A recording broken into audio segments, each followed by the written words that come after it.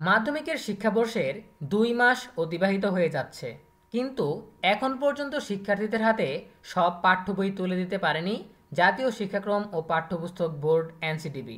এজন্য নতুন করে শিক্ষার্থীদের পরীক্ষার বিষয়ে সিদ্ধান্ত নিয়েছে শিক্ষা মন্ত্রণালয়।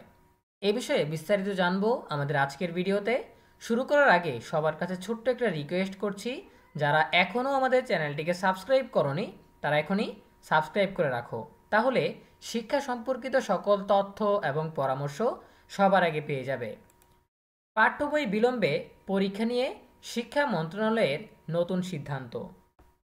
শিক্ষার্থীদের হাতে বই দিতে দেরি হওয়ায় চলতি ২০২৫ শিক্ষাবর্ষের দশম শ্রেণীর শিক্ষার্থীদের জন্য শিক্ষাপঞ্জিতে পরিবর্তন এনেছে শিক্ষা মন্ত্রণালয়। সংশোধিত শিক্ষাপঞ্জি অনুযায়ী ২০২৬ সালে যারা এসএসসি পরীক্ষা দেবে তাদের প্রাক নির্বাচনী ও নির্বাচনী পরীক্ষার তারিখ পেছানো হয়েছে। আগামী ২৪ জুন থেকে দশম শ্রেণীর শিক্ষার্থীদের প্রাক নির্বাচনী পরীক্ষা শুরু হওয়ার কথা থাকলেও তার শুরু হবে ১ সেপ্টেম্বর। আর ১৬ অক্টোবর থেকে অনুষ্ঠেয় নির্বাচনী পরীক্ষা পিছিয়ে ২৬ নভেম্বর শুরু করার ঘোষণা দেওয়া হয়েছে।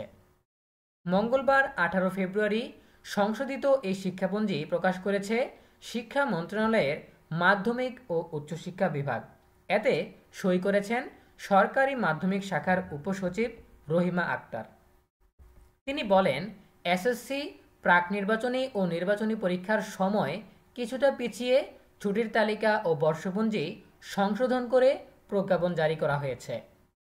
শিক্ষাক্রম পরিবর্তন ও বছরের শুরুতে দশম শ্রেণীর শিক্ষার্থীদের হাতে বই তুলে দিতে বিলম্বের কারণেই প্রাক নির্বাচনী ও নির্বাচনী পরীক্ষা পেছানো হয়েছে কিনা এই প্রশ্নের জবাবে রহিমা আক্তার বলেন, সার্বিকভাবে শিক্ষা কার্যক্রম সচল রাখতে মাধ্যমিক ও উচ্চশিক্ষা অধিদপ্তরের প্রস্তাবের পরিপ্রেক্ষিতে এই সিদ্ধান্ত নেওয়া হয়েছে।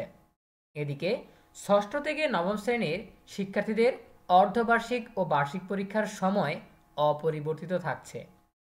২৪ জুন থেকে ১০ জুলাই পর্যন্ত অনুষ্ঠেয় অর্ধবার্ষিক পরীক্ষার ফল প্রকাশ হবে ২৭ জুলাই। বার্ষিক পরীক্ষা ২০ নভেম্বর থেকে শুরু হয়ে চলবে ১০ ডিসেম্বর পর্যন্ত।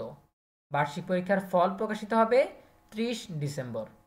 প্রিয় শিক্ষার্থীরা, এই ছিল আমাদের হাতে থাকা সর্বশেষ তথ্য। এ বিষয়ে তোমাদের নিজস্ব মতামত জানাতে পারো কমেন্টে।